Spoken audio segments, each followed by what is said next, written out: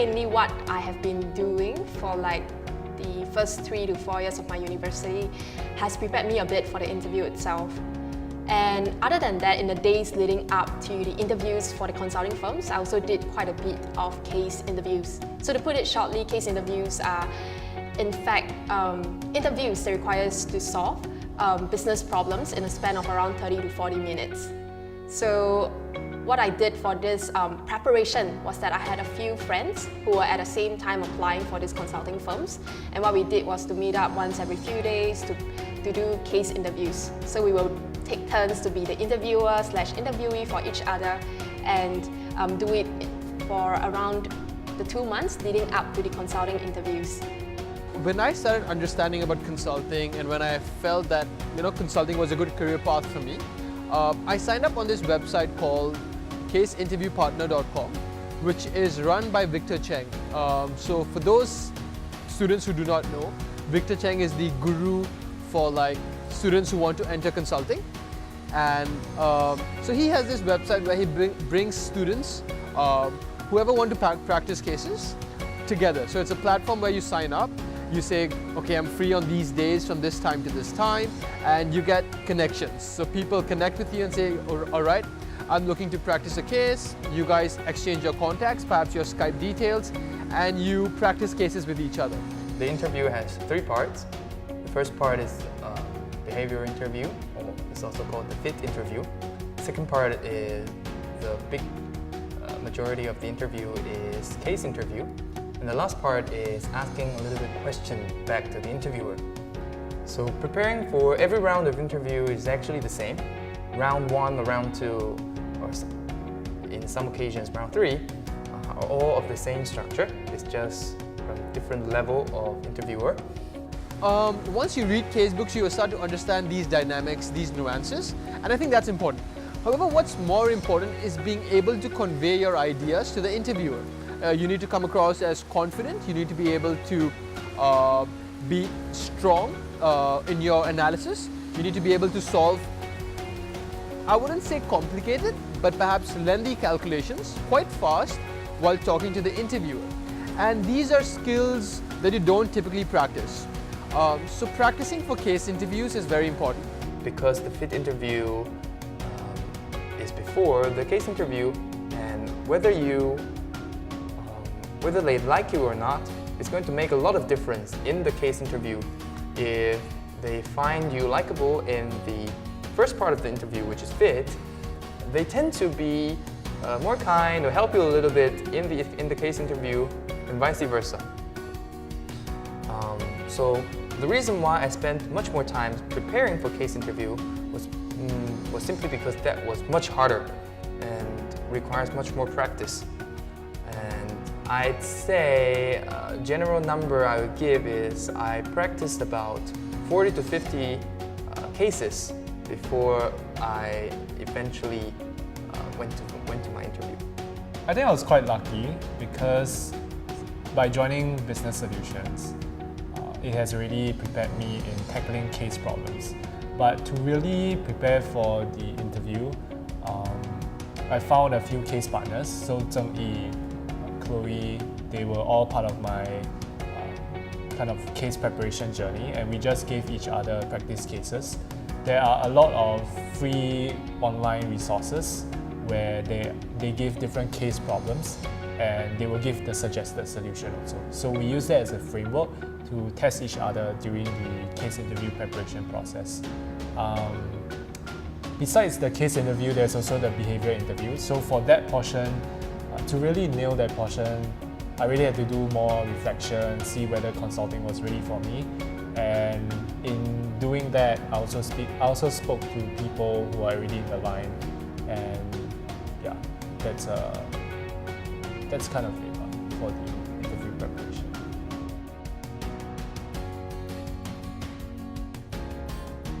For A.T. Kearney, where I interned, at that point of time, because I understand that A.T. Kearney has actually changed their recruitment process now. So for students who are interested, you should reach out to Esther. But at that point of time, they had 2 on-campus interviews. And one interview was a fit interview, where they asked you questions like, why do you want to join consulting? why do you want to join A.T. Kearney? Why are you making this jump from computer science to a business-oriented kind of role? Those kind of questions, right? They really wanted to understand your motivations if you're actually passionate about consulting. The second interview was a case interview, which was about half an hour to 45 minutes. So both the interviews were about half an hour to 45 minutes, which sums up the first round of interviews. So when you clear the first round of interviews with A.T. Kearney, you moved on to the second, which again was 2 interviewers, and you had 2 cases. So each interviewer gave you a case, you solve the case, and you get your decision a few days later. So all in all, 4 interviews, 1 fit, 3 case, and 2 rounds of interviews. I also interviewed with McKinsey, where I'll be working, and McKinsey has this test called the problem solving test, where you have to solve 26 questions in 1 hour, I believe. And it might sound easy, but solving 26 questions in 1 hour gives you about 2 minutes plus for each question, which, if you've not practiced, is usually not enough. So the first time I attempted a problem solving test, also called the PST, I scored about 14 or 13 out of 26. And you need to score at least, in my opinion, 18, 19 consistently, perhaps even 20 consistently, to qualify to the next round of interviews with McKinsey. So you have a lot of resources online, a lot of sample problem solving tests that you can solve to understand the kind of question McKinsey asks, the kind of traps they set out for you. And I practiced those tests quite a lot, and I was able to clear the first round. So for Bain, it's about the same as that of the other big 3 firms, namely McKinsey & Company as well as Boston Consulting Group. What they do is definitely there will be that first resume screening, and once your resume has been selected, you'll then be invited to take a test that lasts about 1 to 1.5 hours, and this test mainly scores your critical reasoning, numerical and verbal reasoning skills. After that, if you are to be selected after the test, you will then be invited for the first round of case interviews. So during the first round of case interviews, I had 2 interviewers during the first round, and for that 2 interviews, it was 2 one-to-one interviews, and during the course of each one-to-one interview, there was a case component as well as a personal component. So the case interview is just like what I have spoken about earlier, about what my friends and I actually prepared for. As for the personal component, I think it's rather casual. What they are actually into is your intrinsic motivation to join a consulting firm, and in particular, they would like to know what kind of person you are. So in the fit component, McKinsey typically asks questions revolving around 3 topics or 3 themes. One being leadership, one being entrepreneurial drive, and I'm forgetting the 3rd theme, but you can look it up on McKinsey's website. And so the kind of questions they ask you is, I mean, first of all, obviously they try to get to know you, right? Like why consulting, why McKinsey, those are the typical questions they'll ask. But then the question that they really dive deep into are questions like, tell me about a time you faced a problem while leading a team and how did you solve that problem, right? And they really want to understand your thought process. How do you interact with your team members? How do you lead a team? So for Bain, it's very similar to the other consulting firms. They start off with a resume screen, so you submit your resume along with a cover letter. After that, there was a problem-solving test. So it's a lot like a MCQ question, a set of MCQ questions where they give you multiple choices on. They test you on your inductive reasoning, your deductive reasoning, and your quantitative reasoning. So that's the second stage. And then the 3rd stage would be where your face-to-face interviews start. So I was actually on exchange while interviewing for the internship position. So the first set of interviews was actually done over Skype for me, and then the last set of interview, I went to Bain's office in Canada, and then we did a teleconference from there. So that was a pretty cool experience.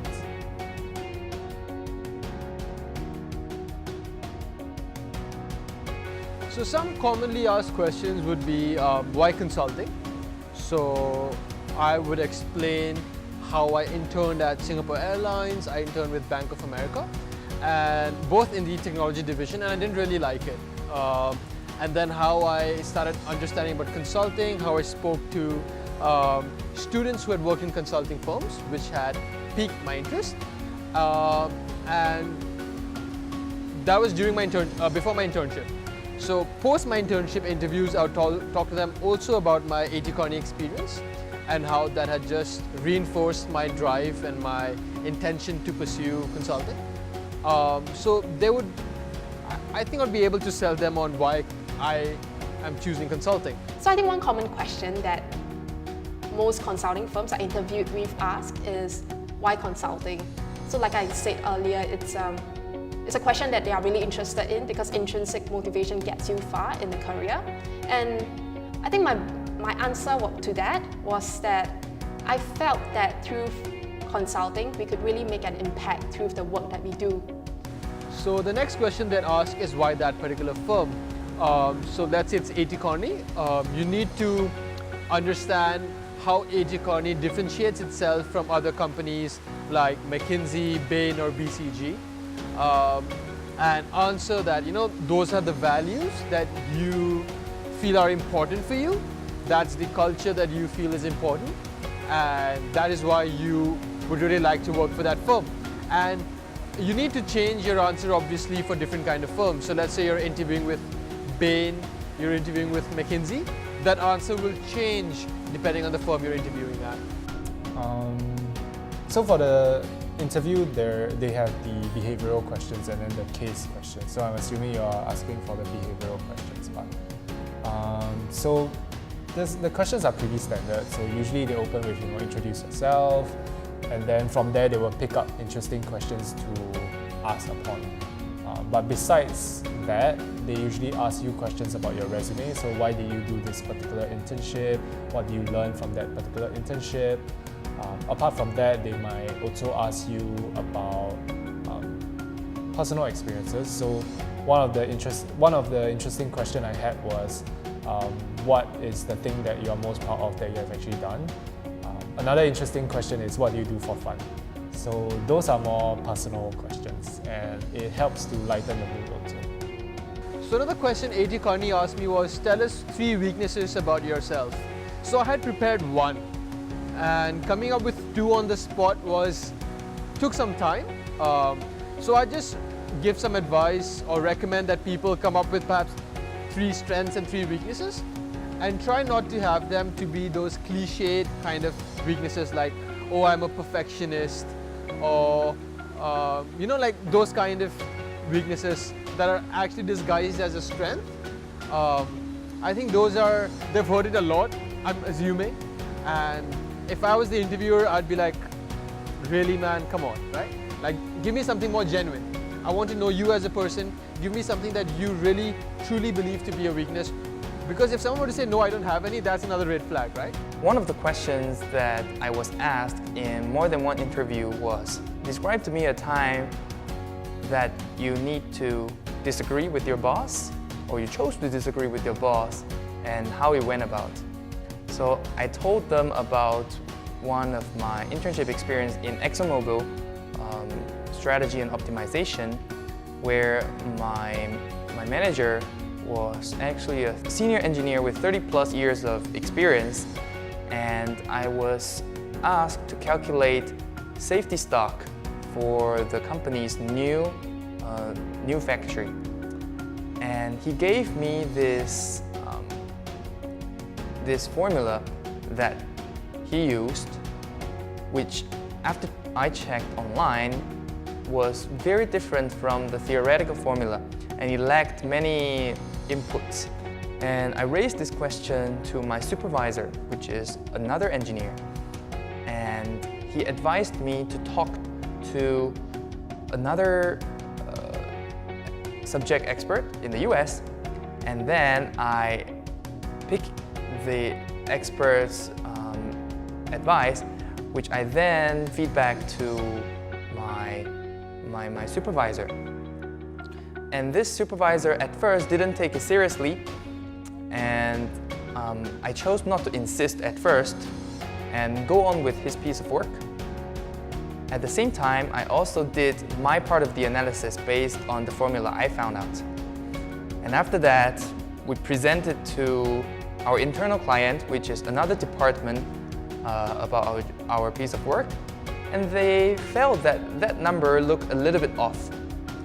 After coming back, I then presented again to my supervisor, my piece of work, and also the separate piece of work I did, and told him the rationale behind that, and asked him very politely and cautiously that maybe we could try this one with our internal client next time. And he took it in, he took the advice in. I think the important lesson in this one for me was not only to insist on the right thing, but also doing it in a very careful and friendly way, so that you do not insult either your superintendent or your clients. I stumbled upon a particular concept when a few years ago called 80,000 hours. So basically what it's trying to say is that 80,000 hours is like an estimate of the number of hours that we will spend working throughout our adult life. So if we are going to spend like this number of hours, which is quite huge, in fact, we should, if we want to make an impact, it should be through our careers. And that's when I felt that this concept worked for me, and I feel that consulting is one of the ways to make an impact because of the fact that let's say if you are an engineer versus you are a consultant. As an engineer, you work on one small part of a problem, and this small part of the problem can take you months to finish. And in fact, engineers, they aim for the precision, but consultants, they aim for the effectiveness of problem solving, and I appreciate that fact.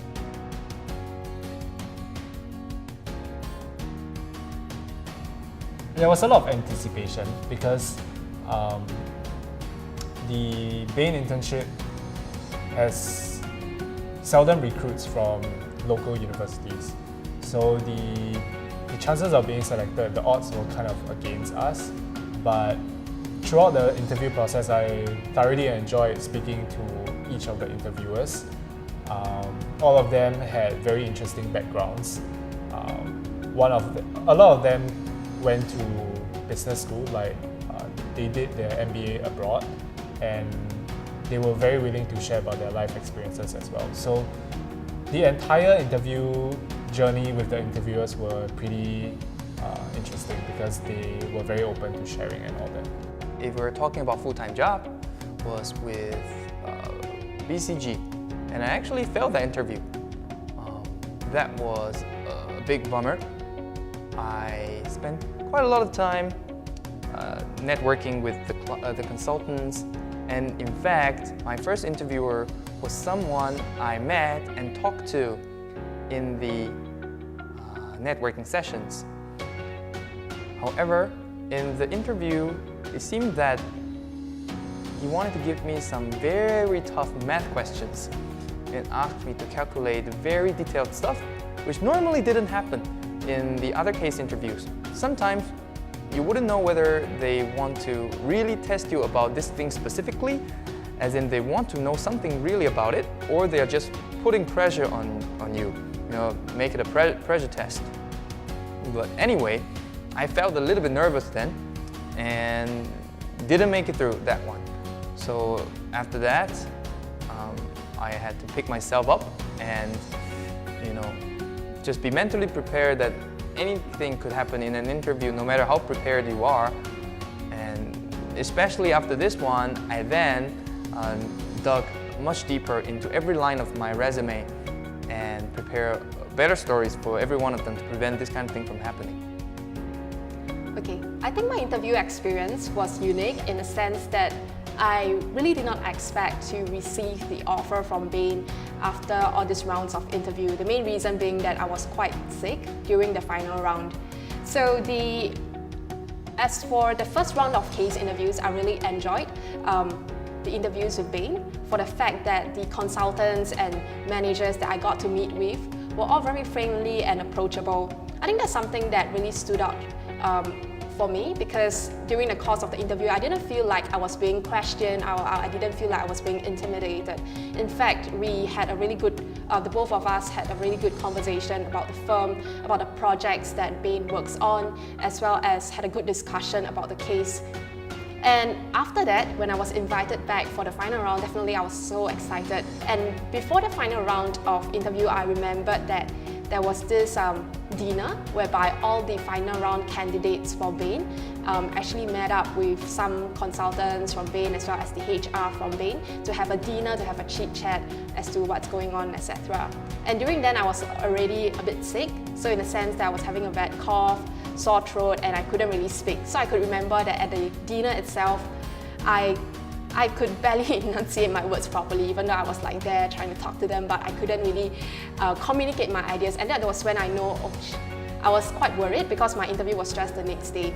So afterwards, when I went for the final round,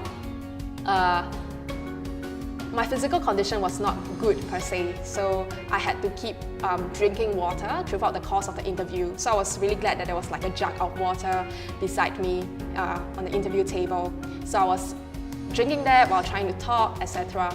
So, I mean, other than that fact, I felt that the interviews were really fun for me because of the fact that we got to work on really interesting problems. For example, in Bain, we got to understand the impact of robo-advisory on wealth management in banks, etc. And these are interesting problems that we get to solve on a daily basis if we were to become a management consultant, and that keeps me really excited.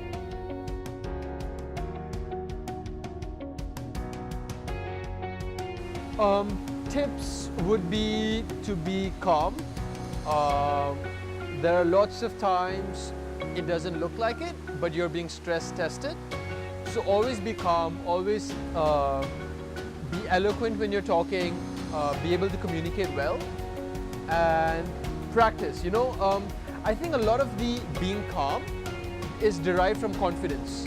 So the only way for you to be confident is if you've practiced that many cases that you really don't think that you could be that surprised, or that even if you are surprised, you'll be able to work through it. I think for the behavioral part, you just really have to know your past experiences, try and sift out the relevant learning points, and also sift out what you think you could have done better at each of your past experiences. For the case interview, I think the mantra is just to keep practicing, practice with different interview partners, and also practice different types of case questions.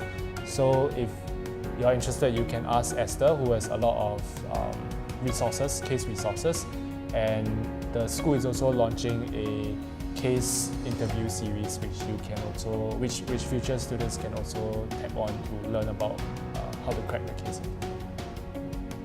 The one most important tip is be diligent. Don't take chances in not preparing some parts of the interview. The fit, the case, the questions for the interviewer, and even the written test, the problem-solving test, every part of it counts. So I guess the way to really start is to be able to understand your own strengths and weaknesses. So are you a more quant person, meaning are you very strong quantitatively, but in terms of articulating your ideas, but in terms of giving qualitative recommendations, you are kind of weak?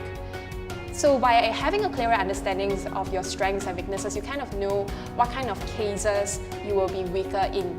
And in general, there isn't, I think people try to bracket different case types such as like market entry, merger and acquisition, etc. Well, that's a good way to go.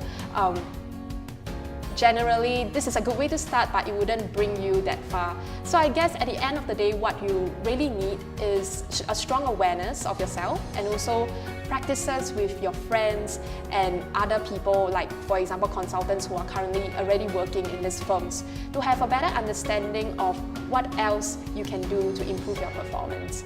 I think on the other side, other than case preparations, it's also important to understand your motivation behind wanting to join a consulting firm, because that's something they really look out for during the interview process. And I think that's something that requires quite a bit of time to explore and experience and form a strong rationale for along the way.